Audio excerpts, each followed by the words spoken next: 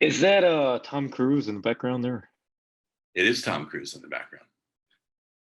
from Magnolia?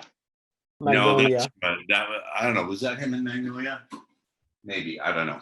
But he did play me in Magnolia. That was cool. That was a highlight of my career too. One of them. Did you have any unusual experiences before you got into NLP and developed this interest in hypnotism? Because this is quite mind-blowing what you're talking about. I wondered if you, as a young man or even as a boy, did you have any unusual experiences that would predispose you or foretell your interest and development of mental techniques? I did. So when I was about 8 years old or so, my father, you have to understand, we had 6 kids in the family, and then my cousin lived with us for about 5 or 6 years. So my father had to work 3 jobs to support the family. One of the jobs he worked as an X-ray technician for an orthopedic surgeon who had a huge estate in Bel Air. Bel Air is near Beverly Hills, but it's where the real rich people live. I remember looking out on the hill from his estate and having a vision and teaching a huge crowd of men. I didn't know what I would be teaching, but I just remember that. So I also used to watch a show called The 20th Century. It was a series of documentaries about great men. I remember thinking, I'm going to be a great man someday. I'm going to do something in the world.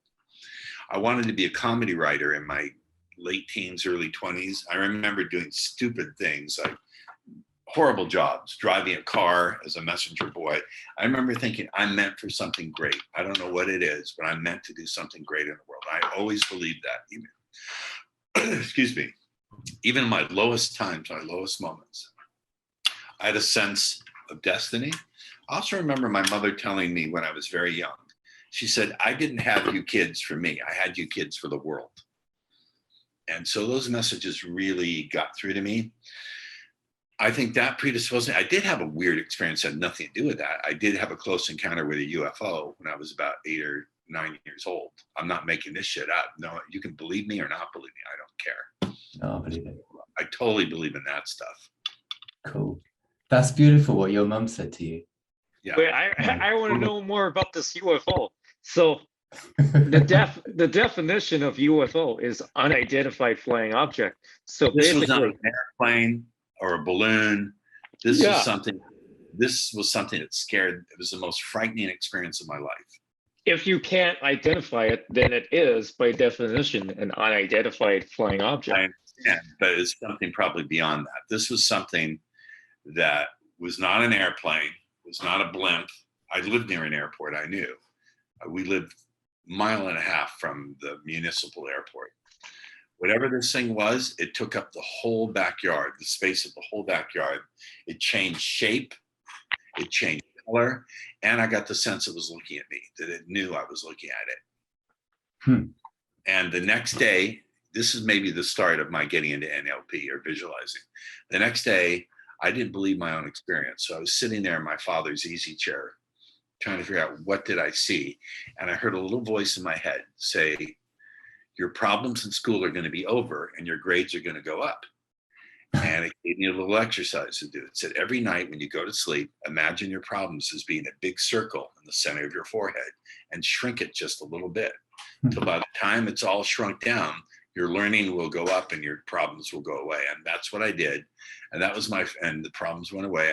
My grades went up. And so believe me or don't believe me, I don't give a fuck. Something, but maybe it was my own unconscious mind. That was my first experience of a structured use of visualization with instructions to get a measurable result. So go figure out what that was. I don't know what it was. If you said to me, hey, Ross, if I was there, would I have seen it? Or if someone took a picture of it, would it showed up on film? I don't know. I just know what it wasn't. I can't tell you what it was. I know what it wasn't. It wasn't an airplane, wasn't a balloon, wasn't a blimp. It wasn't a drone because we had drones back then. This is 1966, maybe. Fantastic. I love it. But also gives me a title for your next book. No, sorry, I'm taking the piss. Don't take this personally, but it's like how to seduce. Aliens taught me how to seduce women. I don't know. As long as they don't give me an anal probe. I have a very hot doctor. She's smoking hot.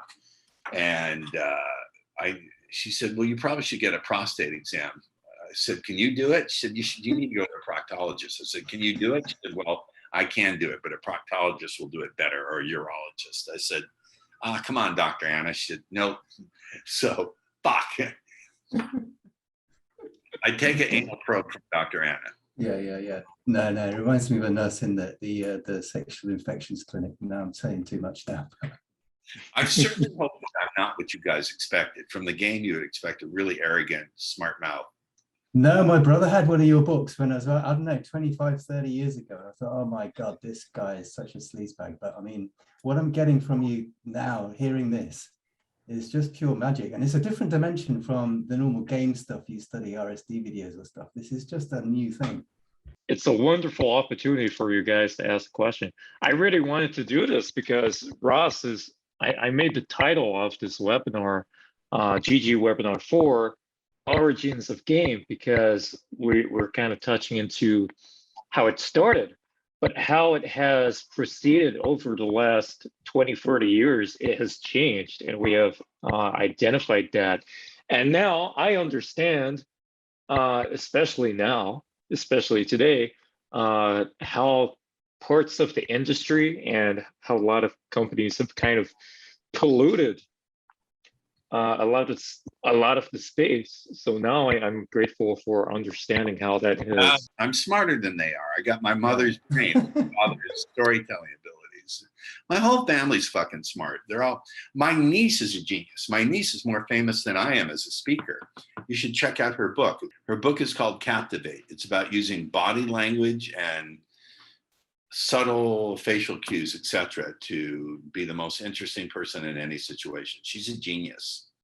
She's like 30,000 people have taken her body language course. Vanessa Van Edwards, she's my niece, my sister Anita's daughter.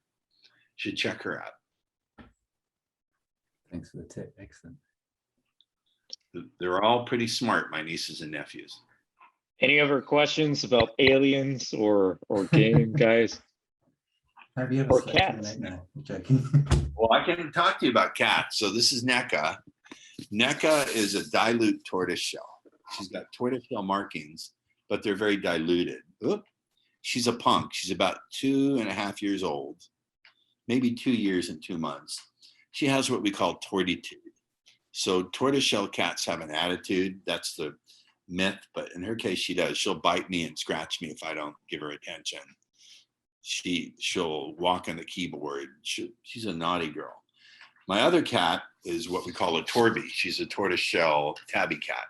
She's a sweet old lady. She's about 13. And this one torments the shit out of her. I'm a cat lover. Woman doesn't like cats. She's out. She's done. She can leave. That guy knows his values. There's another question. Do you do affirmations daily, or what is your approach on affirmations? I do. I don't do them daily. I do them maybe every 3 days.